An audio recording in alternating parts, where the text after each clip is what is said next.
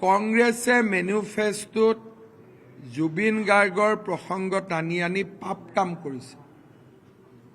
জুবিন গাৰ্গ আমাৰ হিয়াৰ আমঠু। ভোটৰ কাৰণে জুবিন গাৰ্গক ব্যৱহাৰ কৰাতকৈ দুখজনক কথা একো থাকিব নোৱাৰে। বিষয় ন্যায়ালয়ত আছে। যোৱাকালি কংগ্ৰেছে টুইট কৰিছে ফাষ্ট ট্ৰেক কোৰ্ট কিয় হোৱা নাই, কিন্তু তেওঁলোকে এইটোও নাজানে যে ইতিমধ্যে ফাষ্ট ট্ৰেক কোৰ্টে কাম আৰম্ভ কৰিছে। প্ৰতিদিনে শুনানি হৈছে। মইতো বিচাৰো 3 মাহ নালাগে, এই মাহতে এটা ভাল খবৰ আহিব। মোৰ যিটো ধাৰণা, যোৱাকালি মই যিটো প্ৰচিডিং শুনিছোঁ কোৰ্টত, মোৰ যিটো ধাৰণা, যি ধৰণে বিচাৰপতিগৰাকীয়ে শুনা আৰম্ভ কৰিছে, হয়তো জুবিনৰ জাজমেণ্ট ন্যায় আহিবৰ কাৰণে আমাক 100 দিন নালাগে। এতিয়া যদি আপোনালোকে যায়, আজিও হিয়াৰিং চলি আছে day to day. This matter may come to N and.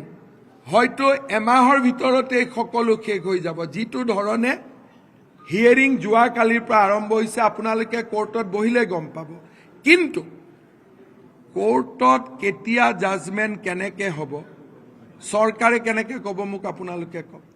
চৰকাৰে কি কৰিব পাৰে? ফাষ্ট ট্ৰেক কোৰ্ট কৰিব পাৰে, চৰকাৰে উকিল দিব পাৰে, চৰকাৰেতো জাজমেণ্ট লিখিব নোৱাৰে। গতিকে কংগ্ৰেছে যিটো কাম কৰিব নোৱাৰে, অকল মাত্ৰ অসমীয়া মানুহৰ আৱেগক চুই যাবলৈ জুবিন গাৰ্গৰ প্ৰসংগ ইলেকশ্যন মেনিফেষ্টোত আনি কংগ্ৰেছে এক অক্ষমনীয় অপৰাধ কৰিছে। আজি কংগ্ৰেছে কাক আনিছে? যিজন মল্লিকাৰ্জুন খাৰ্গে ভূপেন হাজৰিকাক অপমান কৰিলে আৰু জুবিন গাৰ্গক জুবিন মাৰ্গ বুলি কৈ অপমান কৰিলে, তেওঁ কি আমাক ন্যায় দিব? যিজন মল্লিকাৰ্জুন খাৰ্গে অসমত ছেমি কণ্ডাক্টৰত কাম কৰাৰ মানুহ নাই বুলি অসমৰ যুৱক যুৱতীক অপমান কৰিলে, তেওঁ কি জুবিন গাৰ্গক ন্যায় দিব? আজি মই কংগ্ৰেছৰ নেতাসকলক প্ৰশ্ন কৰোঁ যে আপোনালোকে বিমানেৰে আহে, জুবিন গাৰ্গৰ সমাধিলৈ যায়, কাৰণ তাত আপোনালোকে ৰাজনীতি আনে। ভূপেন হাজৰিকাৰ সমাধিৰ সন্মুখেদি আহে, তাতে কিয় নোসোমায়? শ্বহীদ বাকৰিৰ সন্মুখেদি পাৰ হৈ যায়, তাতে কিয় নোসোমায়?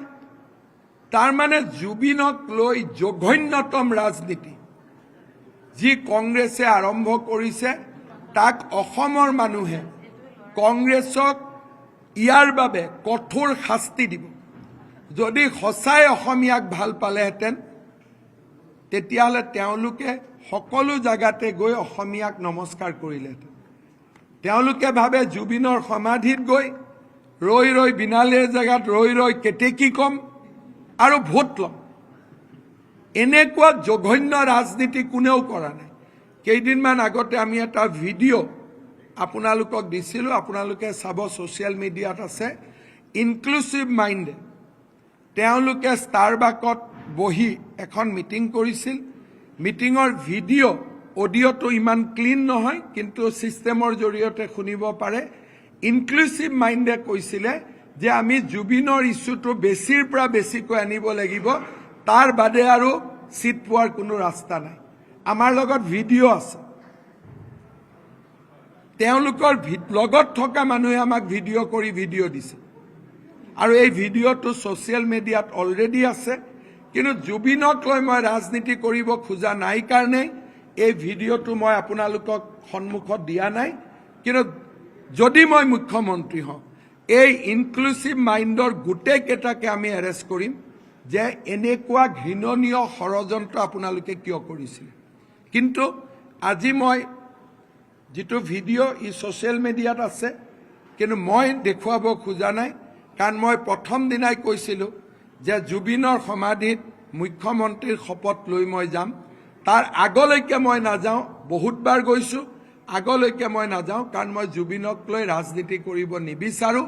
জুবিনক শান্তিত থাকিব দিয়ক, জুবিনক নীৰৱে থাকিব দিয়ক। জুবিনে নিজেই কৰিছিল, পলিটিক্স নকৰিবা বন্ধু। এতিয়াতো কংগ্ৰেছে পলিটিক্সেই কৰি আছে জুবিনক লৈ। পলিটিক্স নকৰিবা বন্ধু বুলি কোনে কৈছিলে? জুবিন গাৰ্গে কৈছিলে। সেইকাৰণে মই গৌৰৱ গগৈ আৰু ৰকিবুল হুছেইনক কওঁ, পলিটিক্স নকৰিবা বন্ধু জুবিনক লৈ।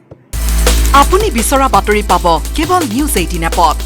নিউজ 18 এপ ডাউনলোড কৰিবলৈ স্কেন কৰক এই QR কোড। গুগল প্লে ষ্টৰতো পাব এই নিউজ 18 এপ।